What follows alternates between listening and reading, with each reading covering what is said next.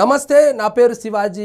Welcome to our channel. Pawan Kalyan ఎక్కడ పోయాడు? స్వయం ప్రకటిత సనాతని అని చెప్పుకునేటువంటి సనాతన ధర్మం పాటించేటువంటి పవన్ కళ్యాణ్ ఎక్కడ పోయాడు?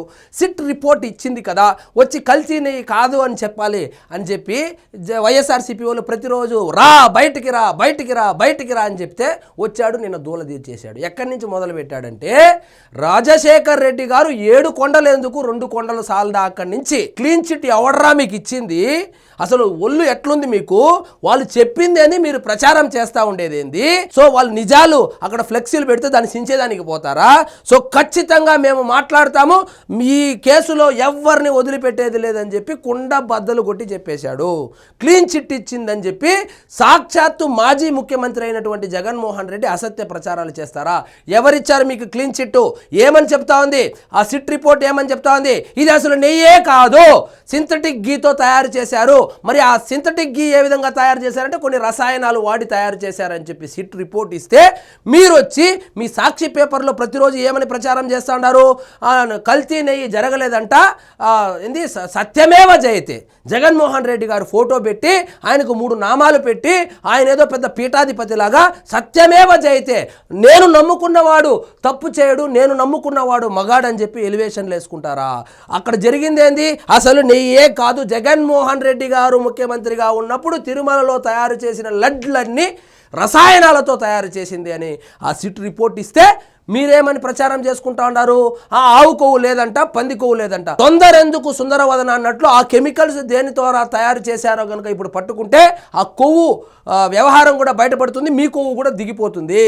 చూడండి, నెయ్యి కల్తీ పక్కా ఆన్ రికార్డ్ ఉంది. ఇదేదో మేము చెప్పింది కాదు.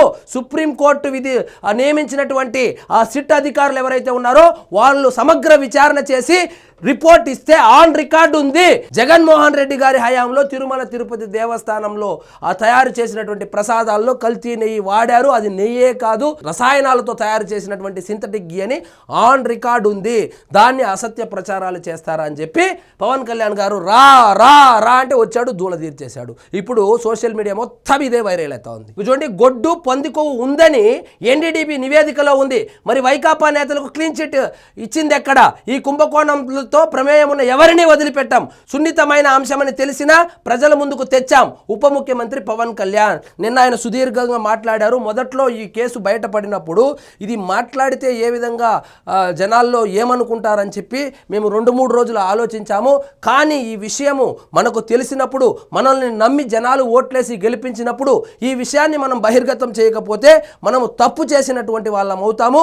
కానీ ఇక్కడ శతాబ్దాలుగా అక్కడ శ్రీవారి పవిత్రత కావచ్చు, తిరుమల తిరుపతి దేవస్థానం యొక్క ప్రతిష్టత కావచ్చు తిరిగి పునరుద్ధరించాలి. అందుకే మనకు శ్రీవారు అవకాశం ఇచ్చారని మేము భావించి మేము బయట పెట్టాము.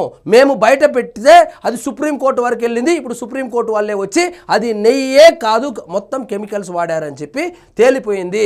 సో క్లీన్ చిట్ ఎవరిచ్చారు, ఎందుకు అబద్ధాలు ప్రచారం చేస్తూ ఉన్నారని చెప్పి పవన్ కళ్యాణ్ గారు అయితే చెప్పడం జరిగింది. పాలు వాడకుండా తిరుమల శ్రీవారి లడ్డు ప్రసాదం తయారీకి ఆవు నెయ్యి అంటూ 59.70 లక్షల కిలోలు సరఫరా చేశారు.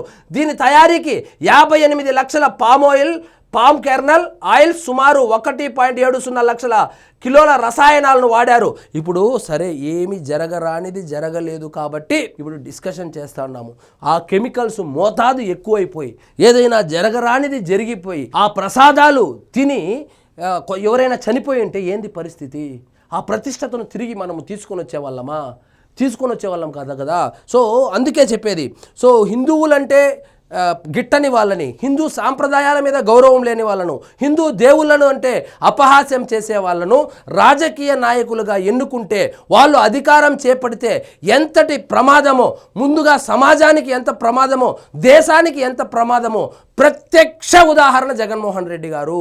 ఏదైనా జరగరానిది జరిగి ఉంటే మొత్తం 100 కోట్ల మంది ఆ లడ్డూలు తిన్నారంటా ఉన్నారు. ఏదైనా జరగరానిది జరిగి ఎవరో ఒక 100, 200, 1000 మందో చనిపోయి ఉంటే తిరుమల ప్రతిష్ట ఏమయ్యేది? సో దాన్ని మళ్ళీ తిరిగి తీసుకురావడానికి కుదిరేదా? శతాబ్దాలుగా పవిత్రంగా ఉన్నటువంటి శ్రీవారి ఆలయానికి అటువంటిది జరగరానిది జరిగింటే ప్రతిష్ట ఏమైపోయేది? ఎవరైనా ఆలోచించారా? కాబట్టి ఎవరైతే హిందూ ధర్మాలను పాటించారో, హిందువులంటే దేవుళ్ళంటే ఇష్టం ఉండదో అలాంటి వాళ్ళని ఎన్నుకుంటే ఇలాంటి ప్రమాదాలు జరిగేటువంటి అవకాశాలు ఉందని ఇదే చక్కటి ఉదాహరణ. చూడండి, వాటి విషయంలో స్పందిస్తే పర్యవసానాలు ఎలా ఉంటాయో ఆలోచించాకే మాట్లాడాలి. శ్రీవారి లడ్డూ ప్రసాదం తయారీకి కల్తీ నెయ్యి సరఫరా చేశారని తెలిసాక దాన్ని ప్రజలకు చెప్పకపోతే తప్పే అవుతుంది. ఇటీవల ఎన్డీఏ ఎంఏఎల్ఏల సమావేశంలో ముఖ్యమంత్రి చంద్రబాబు ఎన్డీడీబీ నివేదిక చదివి వినిపించారు. నమూనాల్లో వెజిటేబుల్ ఆయిల్స్, ఫిష్ ఆయిల్తో పాటు గొడ్డు, పంది కొవ్వు కలిసినట్లు నివేదికలో ఉంది. ఇది సున్నితమైన అంశం కావడంతో బయటకు చెప్పాలా వద్దా అని ఆలోచించాం.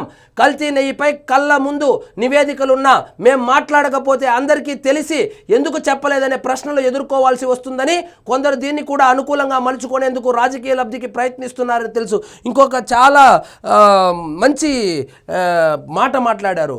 మాకేం అవసరం ఉంది, మేము అధికారంలోకి వచ్చి 2 నెలలే కదా అయ్యింది, 2 నెలల్లో అంటే ఇంకా 5 సంవత్సరాలు మేమే అధికారంలో ఉండబోతాము. రాజకీయ లబ్ధి కోసం అంటే జగన్మోహన్ రెడ్డి గారిని ఏమైనా చేయాలి అనుకుంటే మేము 2 నెలలే కదా అయ్యింది, 2 నెలల్లో మేమెందుకు అబద్ధాలు చెప్తాం, మేమెందుకు రాజకీయ లబ్ధి కోసం ఈ విధంగా మేము కొలిచేటువంటి మా ఇంటి దేవుడైనటువంటి వెంకటేశ్వర స్వామి మీద నిందలు ఎందుకు వేస్తాము, ఆ పవిత్రతను దిగజార్చేలాగా మేమెందుకు మాట్లాడతాము. సాక్షాత్తు ఇప్పుడు ముఖ్యమంత్రి గారిని కాపాడిందే శ్రీవారి అయితే ఆయన ప్రతిష్టతను దిగజార్చేలాగా ఈ ప్రభుత్వం ఎందుకు చేస్తుంది?